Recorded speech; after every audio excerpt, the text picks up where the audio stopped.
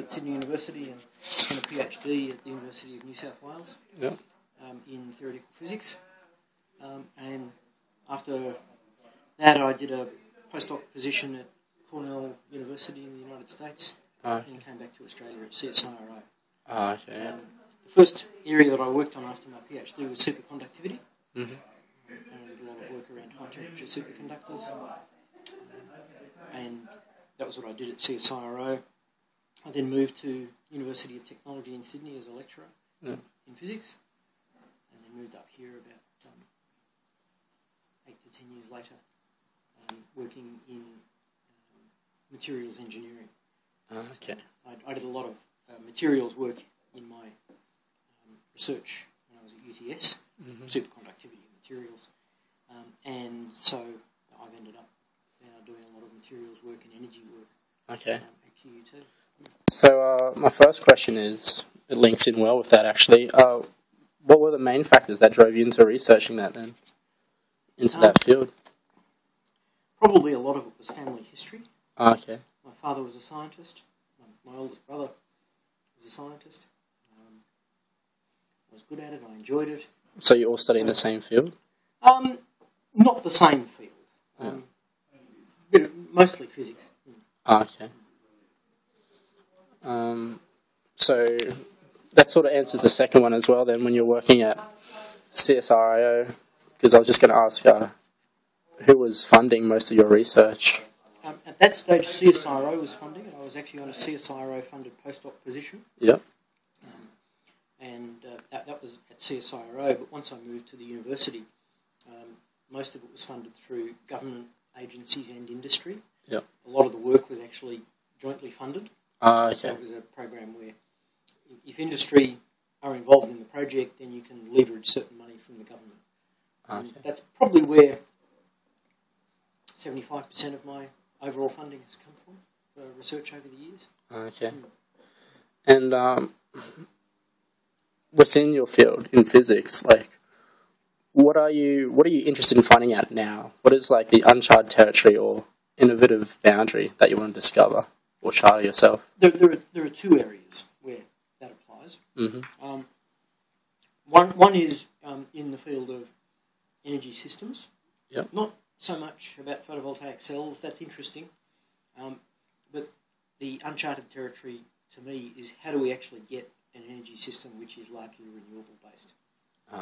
Because you've got the issues of, at night time the sun doesn't shine. How do you actually make a system that actually functions effectively with less greenhouse emissions, less investment in all of the infrastructure, but reliable and relatively cheap energy. Excellent. Next question is, with your work, have you faced any opposition, or have you come across any problems relating to ethics or morals held by people with different views? Opposition, probably not. In what I've been working in, some people don't think it's all that important. Some people, there are some challenges. We were involved in a large solar thermal project, getting that together, and that requires a lot of community consultation. But you do it the right way, and there's not any real objection for something like that because it's actually fairly easy to explain. I've never worked in areas which are things that people don't generally seem to like. I've been fortunate in that respect. There are a few issues around nanotechnology. I've done a lot of work in nanotechnology. There's a lot of people who don't understand the health and safety implications of ultrafine particles. And there are some really serious potential health risks associated with those sorts of materials. So I've been involved in a couple of called dialogues, where they've brought together researchers, industry, government and community groups to actually look at some of the issues, to try to talk about what the issues were and then find out what the concerns were within the community. But again, no real opposition, but concerns that need to be fairly carefully thought about. So just people wanting to understand it more themselves, I guess. The next question is, in 10 to 20 years' time, what direction or area do you see the research going? So you were talking about new energy systems. What do you see in 10 to 20 years' time for that? Our energy system will be very different from what it is now in terms of the way we distribute electricity. It will have a lot more. It'll be a lot more locally reliable, with a lot less dependence on large central generation. Yeah. So you're that's my feeling about where it's all heading. So you're talking about systems like in houses and in neighbourhoods rather than neighbourhoods more than houses. Yeah. But they will, because individual houses have too much variation in their daily profile of energy use. Whereas a whole neighbourhood, it smooths out a bit more. And you can have a lot more generation in a neighbourhood, which can actually slosh around between the neighbours. So I think it'll become a lot more decentralised, but not down to individual houses being independent. Okay, excellent. And another question, what have you accomplished on a personal level with your studies and in the field? What's probably the top two or number one outstanding moment for you looking back over your years in science? Probably the electrochromic window that we developed when I was at UTS. It was a really good device. We made quite a large one.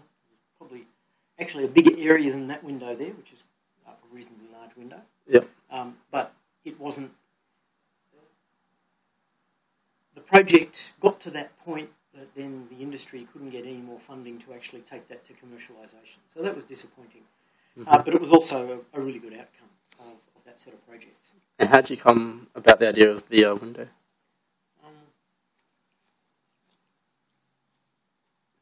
I don't remember. Yeah, just...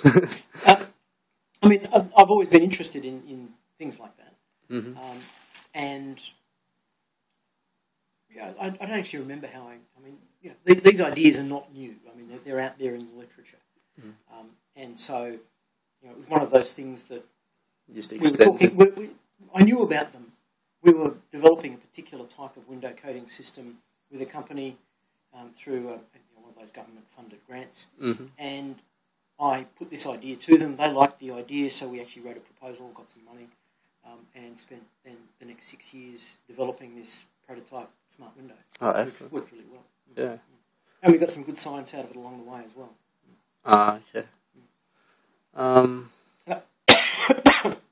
That was number one. Yeah, number two. Number two. I think number two was actually the proposal we put together, which unfortunately wasn't successful, but it was a year-long effort to pull together a group of researchers around Australia with a solar thermal research facility that was going to accompany this large-scale solar power generation system. Yeah. But unfortunately, that wasn't successful, so the whole project fell over. Yeah. But it was a really we did I think collectively a really good job on pulling together a big proposal which would have actually put us at the forefront internationally in solar research. So it was a real shame that it fell over. And is there any other current projects you're working on? Any other proposals? Or? Oh, I'm doing quite a bit of work at the moment on cool roof coatings, looking at how to actually reduce energy consumption by a very simple process of painting rooms. And we're doing a lot of work monitoring and developing some models for how this can be effective and what sort of savings it can produce. And that's one project that I'm doing. We're also doing quite a bit of work on nanotechnology systems and looking at the fundamental mechanical properties of nanowires. And that's an interesting project as well. Completely different. Yeah. No, well, I guess the last question I have is, what do you enjoy about being a lecturer yourself? I enjoy talking. I enjoy trying to tell people about things that I find interesting and things that I think are important. I enjoy it. Professor Bell, thank you for your time. Not a problem.